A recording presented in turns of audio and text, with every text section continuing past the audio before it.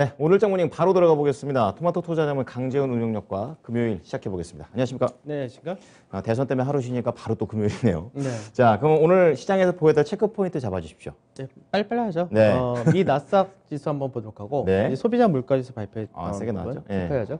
그다음에 이제 전일 시장하고 환율, 음. 환율이 요즘 이제 고가가 나왔느냐 이게 좀 중요한데, 네. 이거 좀 체크하고, 그다음에 이제 어제 시장에서 시장을 끌고 갔던 부분이 실제로 이제 윤석열 당선자 테마주. 이쪽에 대한 관련 테마주들이 움직였는데, 네, 이들 중에서 이제 실제로 옥석가리 좀 해야 되겠죠. 네, 알겠습니다. 그것들 보면 될 것 같습니다. 네. 자, 그러면 첫 번째로는 이제 미국 증시부터 좀 체크해 보겠습니다. 나스닥 일간 차트를 좀 준비해 오셨는데요. 어떤 부분들을 좀 해석해 볼까요? 그러니까 이제 어제 소비자 물가지수가 발표를 했죠. 네. 그러니까 뭐 40년 내 최대치다 뭐 이렇게 그렇더라고요. 얘기를 하긴 했었는데 네. 이게 그 40년 내 최대치가 맞긴 맞습니다. 네. 그러니까 왜 그러냐면 이제 1980년대 좀 전에 그때가 이제 굉장히 가파르게 또 올라갔던 시기가 있었는데 그렇군요. 그때는 이제 더 올라갔던 시기가 있었습니다. 그래서 지금 들어서는 최고치다라고 얘기하는데 이 부분이 이제 피크아웃이 될 수 있느냐 사실 그 부분이죠. 그렇죠. 그러니까 최근 들어서 유가가 급등을 하고 그런 흐름을 보여주니까 음. 이제 시장에서는 앞으로도 계속해서 올라갈 것이다 뭐 이렇게도 얘기하는데 네. 그 부분보다는 이제 4월 달부터 아마 꺾일 것으로 그렇게 전망이 되기 때문에 그렇군요. 아마 빠르면은 다음번에 발표되는 소비자 물가지수부터가 네. 상승이 좀 둔화되거나 3월. 소폭 꺾이는 그런 모습이 나타날 걸로 그렇군요. 전망이 됩니다. 네. 그다음에 이제 변동성 지수도 좀 봐야 될 것 같고, 네. 그다음에 이제 미 나스닥 지수 같은 경우도 앞전에 말씀드릴 때 이제 고가 대비해서 20% 하락을 했다라고 말씀드렸는데, 네. 유럽 증시가 최근 들어서 굉장히 가파른 급락했었죠. 그렇죠. 그래서 유럽 증시 같은 경우도 이제 고가 대비해서 20% 하락을 나타낸 다음에 네. 그리고 난 다음에 이제 반등이 나왔던 그런 케이스인데 음. 지금 보게 되면 어느 정도 바닥을 만들어 간다라는 부분은 거의 비슷할 것 같습니다. 그렇군요. 차트가 좀 안 나오네요. 네. 오늘 약간 좀 차질이 좀 있습니다. 예. 그래서 이제 시장에서 이제 어제 이제 미증시를 보게 되면은 뭐 다우지수라든지 S&P 같은 경우는 상대적으로 조정이 양호하게 나타났다 이렇게도 보시는데 네. 나스닥 관련돼서는 아무래도 이제 소비자 물가지수의 상승이라는 부분이 이제 다음 주 있으면은 이제 연준회의가 있죠. 그렇죠. FOMC. 연준회의에서 이제 금리 인상이 현재는 0.25% 정도 인상한다 네. 이렇게 잡혀져 있는데 이제 국채 금리가 여전히 좀 높아지는 상태다 거의 보니까 한 2%대죠, 지금은. 그죠. 예. 그러다 보니까 이제 그런 부분에서 이제 아무래도 이제 성장주 중심의 기술주가 하락을 나타냈다 이렇게 보시면 될 것 같습니다. 네. 사실 미증시도 최근 들어서 국내 증시 얼핏 보면 비슷하다라고 보시는 것이 이제 미증시에서 시가총액이 높은 쪽이 사실 뭐 기술 대표적인 그렇죠. 애플부터 해가지고 그런 관련주들인데 트리플 A라고 그죠? 하시잖아요. 요즘은 트리플 A로 좀 바뀌어 네, 있죠. 네. 근데 이쪽이 현저하게 좀 약하죠. 상대적으로. 반면에 미증시에서도 가장 강하게 연결되는 것이 네. 뭐 철강이라든지 비철금속, 해상 운송, 유틸리티 뭐 이런 쪽에서가 상당히 좀 강한 그런 흐름을 보여준다죠. 신재생도 마찬가지고요. 네, 네. 그래서 국내 증시도 어떻게 보면은 그와 비슷한 형태가 아직까지 이어진다 정도 이렇게 보시면 될 것 같습니다. 네. 그럼 이제 3월 FOMC가 이제 코앞인데 방금 전에 25bp 정도를 예상하고 있다고 하셨잖아요. 근데 네. 지금 상황 봐가지고는 또 소비자 물가라든지 이런 거 영향받아서 50bp 올릴 수 있는 확률은 큽니까? 현재까지는 그 확률은 낮다라고 보고는 있는데 그건 뭐 연준에서 앞전에 그 파웨 연주장이 얘기를 할 때 네. 50bp보다는 25bp가 적당하다 뭐 이렇게 얘기를 먼저 했던 케이스에 있어가지고 근데 그런 부분을 볼 때는 뭐 25bp가 현재는 어느 정도 굳어지지 않았나 그렇게 생각이 듭니다. 네. 자, 간단하게 보죠. 이제 네. 보죠. 그 작년 이제 2021년 4월분 이때부터가 사실 소비자 물가지수가 크게 급등했었는데 계속 가파르네요. 그러니까 이게 왜 그랬냐면은 예. 기저효과가 굉장히 컸던 케이스였죠. 그랬군요. 코로나 인해서 소비자 물가지수가 굉장히 떨어졌었기 때문에 그러니까 눌려 있다고 그죠? 올라간 거군요. 그 부분이 기저효과로 인해서 계속해서 더 가파르게 올라간 아. 케이스. 그러니까 물론 유가라든지 여러 가지 공급망 부족이라든지 이런 네, 거에 따라서 네. 올라간 부분도 높지만 기저효과도 굉장히 크다는 거죠. 그래서 이 부분이 이제 3월달 이제 발표되는 것부터가 좀 올라갔다가 되면서 그때부터가 이제 기저효과 좀 약해지는 케이스가 되는 거고 네. 오히려 이제 4월달 정도 되게 되면은 그 4월분, 그러니까 5월달 발표하는 건데 이때부터는 확연하게 올라간 상태에서 네. 이제 전년 대비해서 나타나기 때문에 그때부터는 꺾이는 그림이 나타날 겁니다. 그러니까 여기에서는 기저 효과가 이제 빠진 그림부터 보자는 그죠? 거죠. 예. 그래서 실제로는 이제 앞으로 소비자 물가지수 같은 경우는 이제 다음 달 발표될 때쯤부터는 어느 정도 정점 찍었다는 얘기가 슬슬 나올 겁니다. 아, 그렇군요. 그다음에 밑에 게 변동성 지수인데 네. 변동성 지수가 아직까지 변동성이 높은 케이스인 겁니다. 그렇군요. 그러니까 아직 왜냐면 변동성 지수가 어제 같은 경우에 6.8% 정도 하락을 했다가 되니까 네. 이제 실제적으로 어제 미증시가 조정을 받았다 하더라도 실제로는 뭐 변동성 지수 더 높게 형성된 것이 아니라 내려가는 케이스인데 이제 변동성 지수도 항상 상단 자리가 36에서 40 사이 네. 여기가 상단은 거의 비슷하게 나타나고 있고 지금 30 정도면 아직까지는 변동성이 높다는 거죠.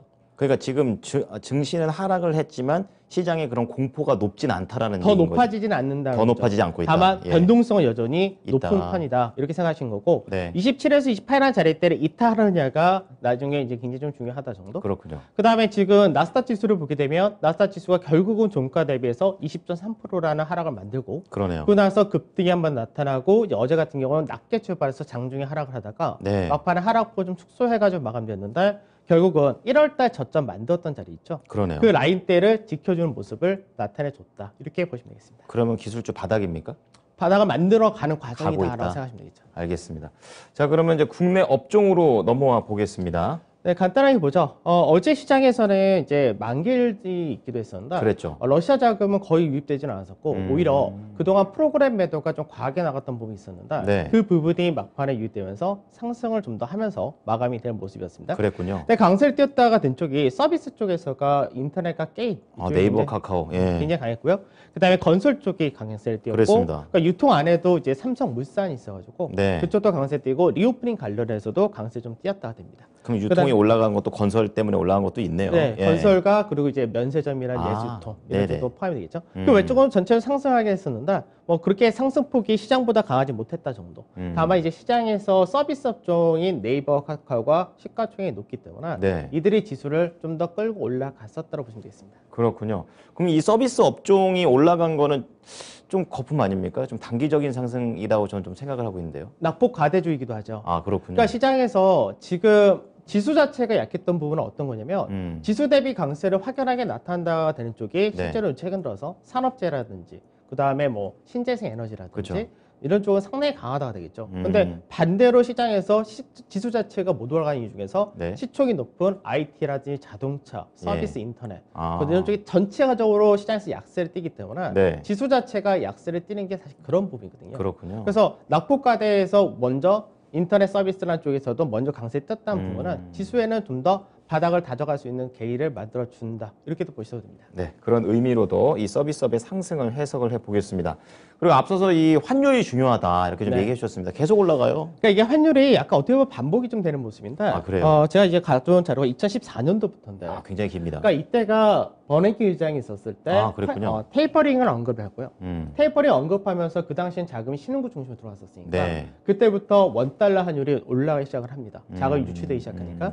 그래서 이 당시엔 테이퍼링과 금리 인상이 같이 오면서 계속해서 올라갔었죠. 네. 여기서 사실 또 하나 이슈가 있었던 것이 이 당시에는 유로존. 아, 그렇죠. 그러니까 그리스가 디폴트가 난다 하면서 맞아요. 유로존 붕괴한다 이런 지적전 리스크가 또다시 부과가 됐습니다. 비슷하네요, 지금. 그렇죠. 그 지금은 비슷합니다. 네. 그래서 그 당시에 환율이 올랐던 자리대가 1240원 전후 여기까지를 이제 만들고 예. 그러고 나서 시장에서 지수도 바닥을 만들고 그때부터 이제 상승 추세로 지수가 올라가는 과정이 예. 있었는데 예. 그때는 이제 환율이 떨어지는 모습을 보여줬었다가 되겠죠. 아, 그러고 나서 환율이 다시금 1,000원짜리 때, 1,050원짜리 때 근처 왔었을 때 네. 2018년부터 이제 또 미중 간의 무역 분쟁이 이때 또 일어나고요. 트럼프 대통령이군요. 그죠? 그러면서 이제 계속해서 올라간다가 되면서 이 당시도 마찬가지로 1,230원, 40원 요 사이 정도에서 고가를 예. 만들고 내려오다가 예. 이제 코로나 예. 발생되면서 마지막에 정점을 뭐 1,290원 이런 데까지 올라갔었다 되겠죠. 예. 실제로는 주간상에서 보게 되면 1,240원 전후가 거의 고가를 만들었었다 됩니다. 그렇군요.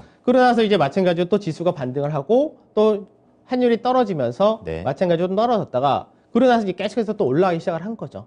올라가는 배경이 뭐였냐? 역시 똑같습니다. 미국의 테이퍼링과 금리 네. 인상 그리고 최근 들어서 지정학적 리스크 이것도 결국 유럽이죠. 그럼 학습된 걸로 따지면 지금이 거의 고점입니까? 그렇죠. 학습된 어. 걸로 따지면 그러면 이제 중요한 건 뭐냐면 환율이 올라가게 되면은 앞전에 말씀드렸듯이 네. 외국인 같은 경우는 매수 평균 단가가 1,190원 전후였으니까 그쵸. 환차 손에 대한 우려가 높아질 수밖에 없다고 했어요. 그러니까 안 사죠. 그러니까 외인들은 사는 게 아니라 파는 거죠. 그렇죠. 그러니까 판다가 됐을 때는 그동안 거래소에 대해서 갖고 있었던 물량이 많았으니까 네. 거래소에 대한 매도가 더 세진다 이렇게 되는 겁니다. 음. 그러니까 실제로 환율이 직전에 고가였던 1,203원 7원을 넘어갔던 네. 그 날짜부터 지금 4거래이 되는데 4거일 동안에 외국인들이 거의 3조 가까운 매도를 했다가 되는 거죠. 그렇죠. 거래소에서만. 네. 그래서 이 부분이 높아졌는데 근데 이렇게 생각할 수 있습니다.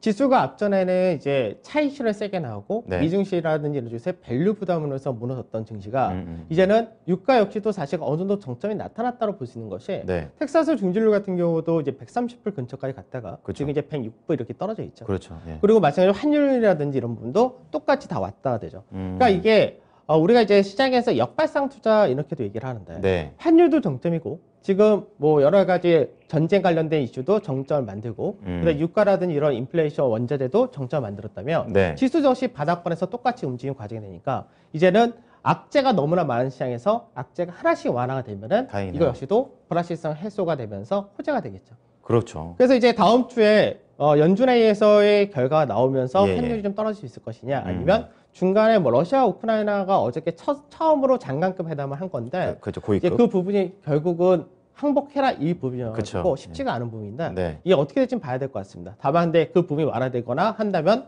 그때는 꺾이는 흐름이 가능하다 돼가지고 환율이 1200원이나 자릿대를 이탈하느냐 이 시점이 언제냐가 중요하다가 되겠죠. 네, 협상 상황하고 FOMC 계속 봐야겠네요. 네. 자, 그럼 국내 코스피 지수 좀 체크해 보겠습니다. 간단하게 보도록 하죠. 예. 지수도 결국은 1월 달에 저점 자릿대를 계속해서 지켜지는 그림을 만든다가 네, 되겠죠. 네, 네. 그래서 이 라인대를 현재는 왔다 갔다 한다 정도 되는데 예. 이 라인대를 살짝 이탈할 수 있는 가능성도 여전히 있습니다. 그렇군요. 왜냐하면 시장 자체가 변동성이 있기 때문에. 그렇죠. 근데 네. 이탈하고 나서 다시 살리고 이런 과정이 좀 반복될 수도 있는데 지금 현재는 박스권을 볼 때 중요 가격대라고 할 수 있는 자릿대가 뭐 2640에서 50포인트 네. 이 라인대는 지지를 해줘야 되는 가격인 거고요. 그렇군요. 2690포인트 자리가 이제 박스권의 중간 자리가 되기 때문에 네. 저 자리대를 이제 안착하는 과정까지 해줘야 나중에 불확실성이 제거될 때 위쪽에 대한 돌파 기대를 그대로 가져갈 수 있다가 되겠죠.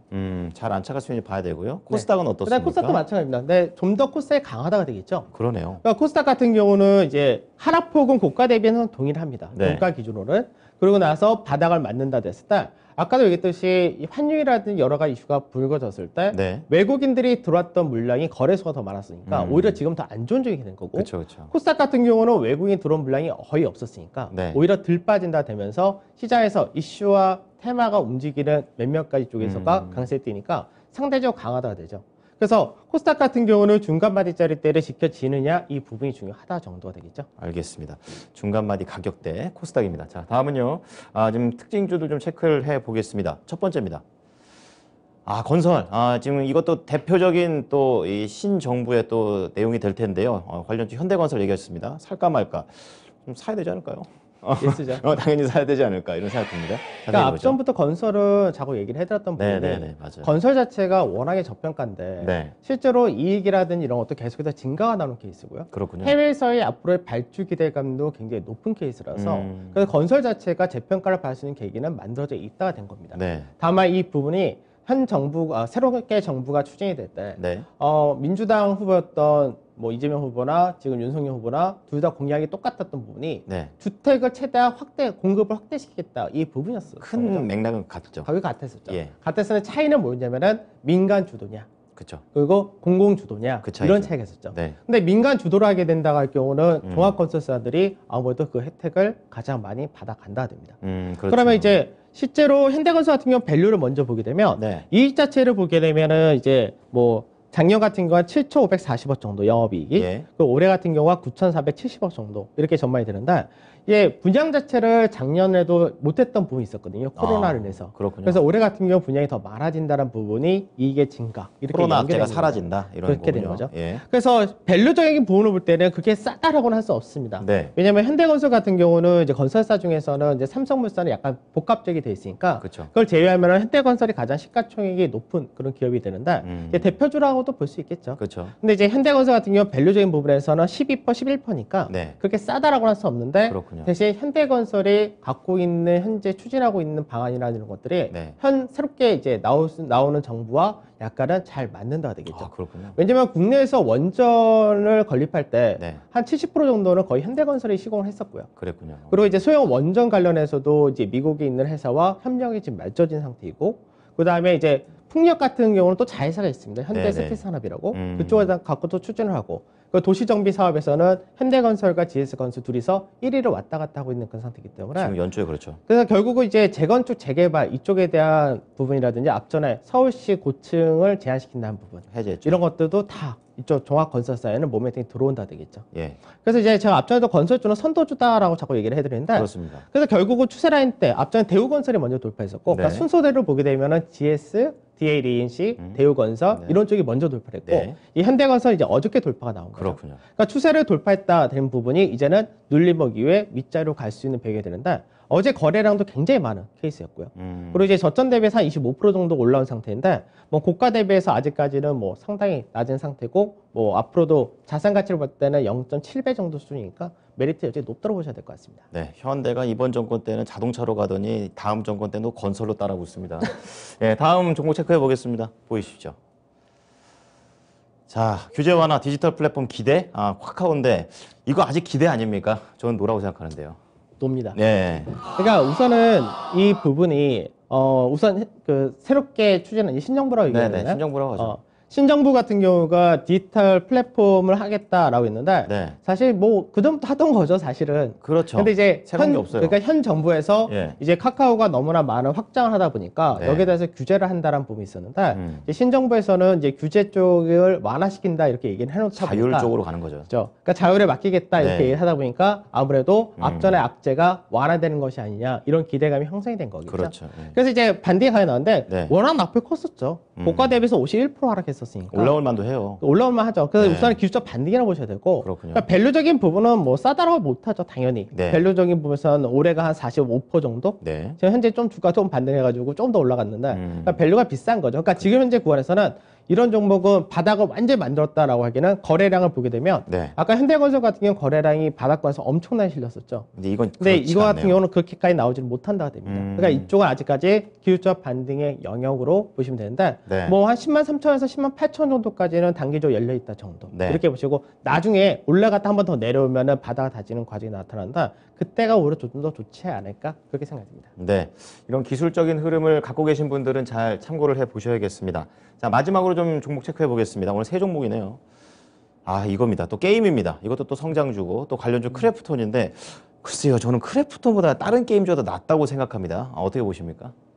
뭐 특별히 뭐 좋다고는 말 못하겠습니다. 쏘쏘. 그러니까 지금 약간은 네. 지금 현재 NFT 기반으로 게임을 집중적으로 추진하는 쪽은 그러니까요. 컴투스와 위메이드, 넷마블 네, 네. 이런 쪽이 좀 되어 있고 그다음에 이제 크래프톤은 약간 그쪽에서 약간 벗어나 있는 그런 약간 케이스인데 퍼러비스랑 같이 묶인 것 같기도 하고요. 퍼러비스와 약간은 좀 차이가 그것도 있습니다. 네, 그렇군요. 근데 이제 크래프톤 같은 경우는 워낙 납법화되었던 부분도 있기 때문에 이제 어저께 역시 기술적 반등의 성향이 좀 강하다. 노라고 이렇게 봐도 보면 되는 거죠? 네, 노라고 봐야 되겠죠. 네, 차트 보면서 조금만 자세하게 설명해 주십시오. 네. 크래프톤은 네. 밸류적인 부분에서 다른 게임사와 비교할 때는 그렇게 비싸다고 못합니다. 한 그렇군요. 20% 정도니까. 네, 네. 그러니까 게임사 자체가 약간 밸류가 높은 그런 케이스이기 때문에 네. 다만 이제 크래프톤 같은 경우도 고가 대비해서 54% 하락했거든요. 반이나. 반 이상 하락했죠. 그렇죠. 네. 그러고 나서 이제 바닥을 다지는 과정을 박스권을 만든다 이렇게 보시면 되는데 네. 아직까지 바닥권에서 거래량이 작죠. 그러네요. 그러니까 항상 바닥권에서 신뢰를 가지려면은 거래량이 가게 튀우거나 아니면 옆으로 오랜 기간 동안에 박스권을 보이면서 매물을 소화하고 충분히 소화하고 그리고 나서 반등하는 과정 이렇게 만들어야 되는데 네. 지금 현재는 박스권 상단 자리에 돌파하면 거래량 추가로 필요하다고 되겠죠. 근데 그 부분이 나오지 못한다면 박스권 중간 마디 자리에서 다시 눌림 공략이 가능하고 상단을 넘어간다가 됐을 경우는 이제 33만 원, 34만 정도가 열려 있다 정도 이렇게 보시면 될 것 같습니다. 네, 중간 가격이 26만 원이네요. 26만 원인가요? 예, 26만 원 써 있습니다. 예, 그 부분 좀 체크해 보셔야겠습니다. 자, 그럼 세 가지 종목 좀 알아봤는데요. 그럼 오늘장 투자 전략 자세하게 들어가 보겠습니다. 어떻게 할까요? 우선 아까 말씀드렸듯이 네. 환율과 원자재는 단기 정점이 나타났다가 될 가능성이 굉장히 높다가 되어 그럼 있습니다. 큰 그림에서는 계속 올라간다고 생각하시는 거예요? 단기 아니, 정점이라고 큰 해서. 그림에서도 놀라간다고 보는 건 아니죠. 아니고요. 그러니까 유가도 마찬가지인 게 이제 러시아에서 이런 얘기를 했죠. 네. 지금 현재 유럽에 가스라든지 원유 공급이라든지 100% 그대로 이행을 하고 있다. 네. 계약대로 100% 이행을 하고 있다. 지금 현재 유가가 올라간다는 거는 불안 심리를 조정하는 서구의 뭐 그런 조작이다 거다. 뭐 이런 식으로 예. 얘기를 하는데 사실 이제 그런 부분이 없지 않아 있긴 합니다. 네. 근데 이제 앞으로도 수요라든지 에너지 생태계 자체가 바뀌기 이게 더 때문에 중요한 거죠. 예. 그래서 어느 정도 이제 단기적으로 투기 세력이 붙은 거죠.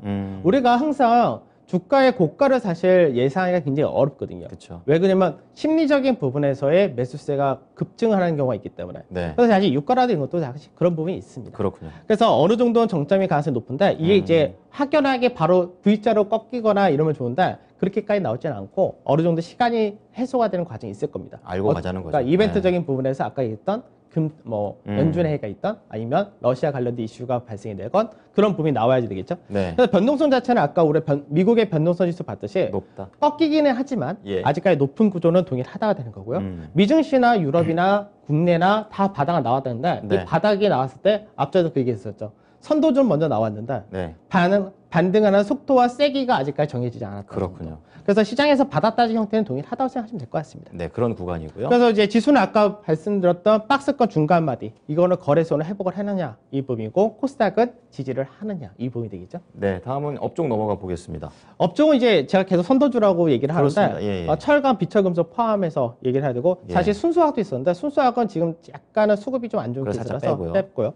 산업재에서는 조선건설 여전히 좋죠. 네. 방산도 포함시켜야 되고요. 그래서 조선기자재, 건설기자재 네. 이쪽도 같이 보셔야 됩니다. 근데 신재생 관련해서는 태양광, 풍력, 수소, 그리고 이제 방산도 있는데, 이런 쪽은 전체적으로 앞으로의 업황 자체가 바뀐 케이스라서 네. 이런 쪽은 시세가 한번 나오고 숨고르기 눌림을 주는 케이스에서 공략을 하신 것이 좋을 것 같고요.